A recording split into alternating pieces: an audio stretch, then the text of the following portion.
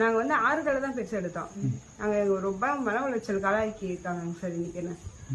அதனால நான் வந்து ஆறுதல் தான் எனக்கு பெருசா எதிர்பார்க்கறேன் சார். நான் பணத்தை வந்து எதிர்பார்க்கல. பணத்தினால வந்து எங்க கணவரோட உயிரை வந்து யாராவது திருப்பி கொடுக்க முடியாது. சார் இந்த மாதிரி தகவல் எனக்கு வந்துச்சு.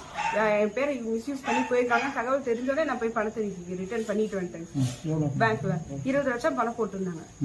ஆனா வந்து அவர் நேர்ல வந்து எங்களுக்கு ஆறுதல் தெரிவிச்சு போறதான் முதல்ல சொல்லியிருந்தாங்க. அதனால நாங்க அதை பெருசா எடுத்துக்கல. ஆனா 20 லட்சம் பணம் போட்டப்ப சொல்லவும் இல்லை, அவங்க போட்டுட்டாங்க. இன்னைக்கு அவர் நேர்ல வருவாருன்னு எதிர்பார்த்தா அவர் வரல. எங்களை சொல்லியிருந்தாங்க நாங்க வந்து நேர்ல வரணும், நாங்களா போக விருப்பம் இல்லை. எந்த கூட்டத்துக்கு போய் தான் என் கணவர் இறந்துட்டாரு சார். மறுபடியும் எந்த கூட்டத்துக்கும் நாங்க போகல. எனக்கு வந்து 20 லட்சம் ரூபாய் பணம் வேண்டாம்னு சொல்லி திருப்பி அனுப்பிட்டேங்க சார். நான் பேங்க் மூலியமா ஆர்டிஜிஎஸ் பண்ணி நான் லெட்டர் இன்ஃபார்ம் பண்ணி கொடுத்து என் விருப்பம் இல்லாம போட்டிருக்காங்கன்னு சொல்லி நான் திரும்பி மேனேஜருக்கு லெட்டர் கொடுத்து ரிட்டர்ன் பண்ணிட்டேங்க சார். இப்ப நீ போய் சந்திச்சது நீங்க என்ன கருதுறீங்க? இப்ப இத்தனை நாள் ஆச்சு, யார் கூட்டிட்டு போனது யாருன்னு தெரியாது. கட்சியில இருந்து வந்திருக்கோம்னு சொல்லி அங்க வந்து கூப்பிட்டாங்க. நாங்க வரலன்னு சொல்லிட்டோங்க சார்.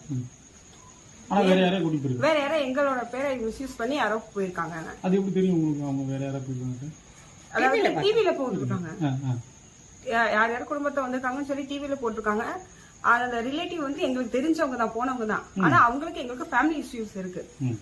அவங்க வந்து போனதா எதுவும் இன்ஃபார்மும் பண்ணல, எதுவும் பண்ணல. இவங்க பாட்டுக்கு போயிருக்காங்க. அவங்களும் இவங்களை கூட்டு போறேன்னு யாரும் சொல்லவும் இல்லை. எங்களுக்கு இன்னொருத்தவங்க மூலியமா தான் தகவல் தெரிஞ்சிச்சு. டிவில பார்த்தவங்க எங்களுக்கு இன்ஃபார்ம் பண்ணவும் தான் சார் எனக்கு தெரிஞ்சது. இல்லைன்னா தெரிஞ்சிருக்காரு. அவங்க போனது எனக்கு இன்னைக்கு மதியானம் தான் தெரியும்.